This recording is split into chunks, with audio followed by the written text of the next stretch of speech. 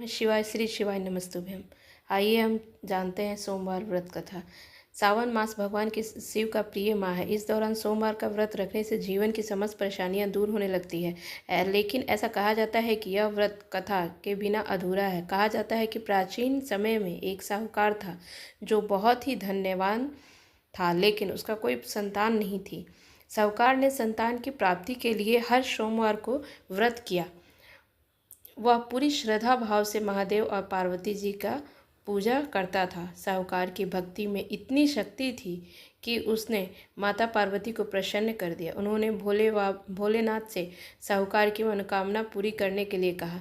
देवी की बात सुनकर शंकर जी ने साहूकार के पुत्र को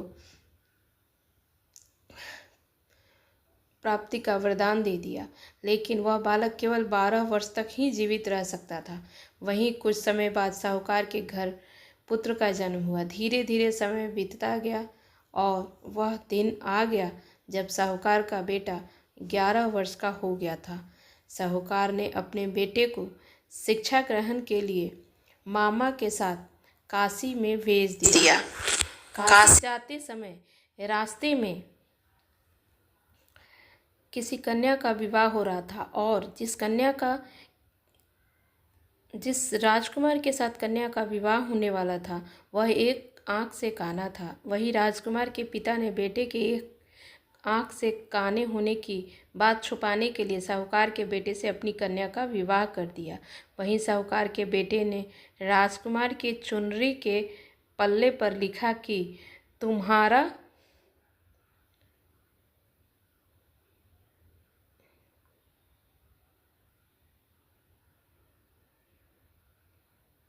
विवाह मेरे साथ हो रहा है, लेकिन मैं असली राजकुमार नहीं हूँ। जो असली है वह एक आंख से काना है।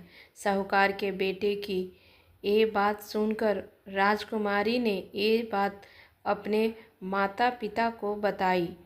ये सारी सच्चाई सुनकर राजकुमारी के माता पिता ने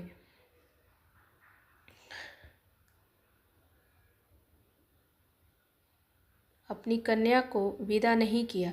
वहीं साहूकार का बेटा अपने मामा के साथ जैसे ही काशी पहुँचे तो उन्होंने यज्ञ किया। यज्ञ वाले दिन उसकी आयु 12 वर्ष होने लगी।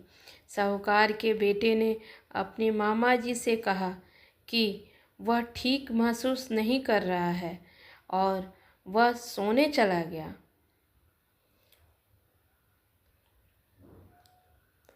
बता दे, भोलेनाथ के वरदान के अनुसार सोते ही बालक के प्राण निकल गए। जब मामा ने मृत भांजे को देखा तो वह रोने लगा। संयोग की बात यह थी कि उस समय शिव जी और पार्वती जी वहाँ से गुजर रहे थे। जब उन्होंने साहूकार के बेटे को देखा तो मालूम हुआ कि यह तो वही साहूकार का पुत्र है जिसको 12 वर्ष तक जीवित रहने के वरदान दिया था। इस दृश्य को देखते हुए माता पार्वती ने शिव जी से कहा, प्रभु इसे आयु प्रदान करें, नहीं तो इसके माता पिता यह बात सहन नहीं कर पाएंगे। माता की बात सुनते ही भगवान शिव ने साहूकार के बेटे को जीवन दान दे दिया।